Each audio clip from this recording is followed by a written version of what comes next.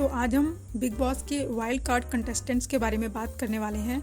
तो पहली बात, जो लोग यह कहते हैं कि वाइल्ड कार्ड कभी ट्रॉफी नहीं जीत सकते हैं, तो उनसे मैं यह पूछना चाहती हूँ कि अगर ऐसा है तो मेकर्स उन्हें एज अ वाइल्ड कार्ड बुलाते ही क्यों हैं? क्या सिर्फ शो की टीआरपी बढ़ाने के लिए, ऑडियंस को एंटरटेन करने के लिए बुलाते हैं?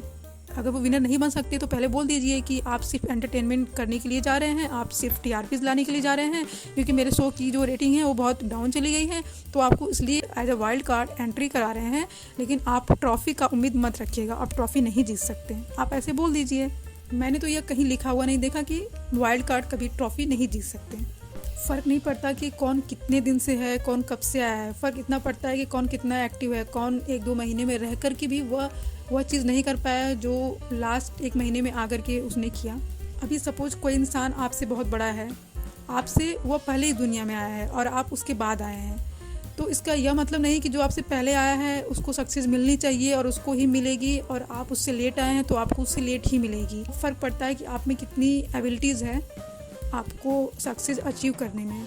और अगर सब कह रहे हैं कि आज तक बिग बॉस हिस्ट्री में कभी ऐसा नहीं हुआ कोई वाइल्ड कार्ड जीता हो, तो आज तक ऐसा कोई वाइल्ड कार्ड आया भी तो नहीं है। तो रिकॉर्ड कभी ना कभी टूटता ही है और हिस्ट्री कभी ना कभी क्रिएट होती ही है। तो इस बार वाइल्ड कार्ड जीतेगा, डेफिनेटली जीतेगा, क्वालिटी ओवर क्वांटिटी। और रही दूसरी बात, तो वाइल्ड कार्ड के लिए इजी नहीं है ऑडियंस के साथ अपने कनेक्शन को स्ट्रॉन्ग करना, क्योंकि जो डे 1 से हैं उनका ऑडियंस के साथ ऑलरेडी कनेक्शन बन चुका है, और जो बीच में आए हैं, जो बाद में आए हैं, तो उनका ऑडियंस के साथ कनेक्शन बनाना, कनेक्ट होना थोड़ा टाइम लगेगा।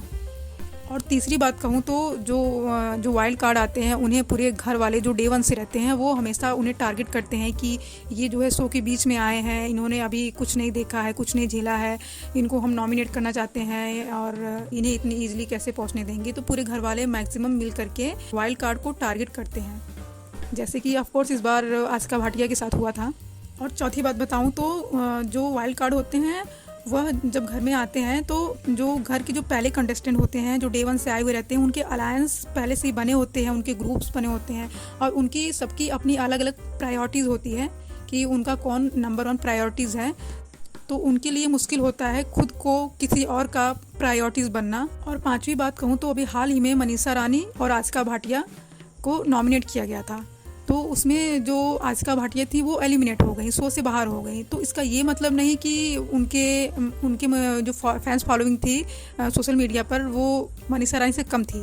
वो कितनी जेन्युइन थी, कितनी स्वीट, कितनी काइंड हार्टेड थी, और फिर भी वो शो से बाहर हो गई सिर्फ इसलिए कि वह अभी हाल ही में आई थी और एलिमिनेशन सिर्फ 2 लोगों के बीच में था, मनीषा रानी और आस्का भाटिया। तो जाहिर सी बात है मनीषा रानी डे 1 से शो में थी, आस्का भाटिया अभी 1-2 हफ्ते पहले आई थी, तो आस्का भाटिया को जाना ही था, क्योंकि उसका शो के ऑडियंस से उतना गहरा कनेक्शन नहीं बन पाया था जितना कि मनीषा रानी का बना हुआ था।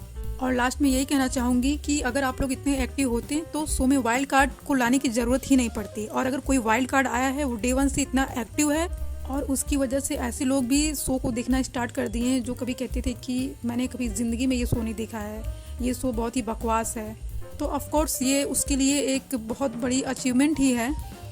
और अंत में सिर्फ यही कहूँगी कि जो जनता को रियल लगेगा, सच्चा लगेगा, ट्रॉफी उसी को मिलेगी। Thank you so much.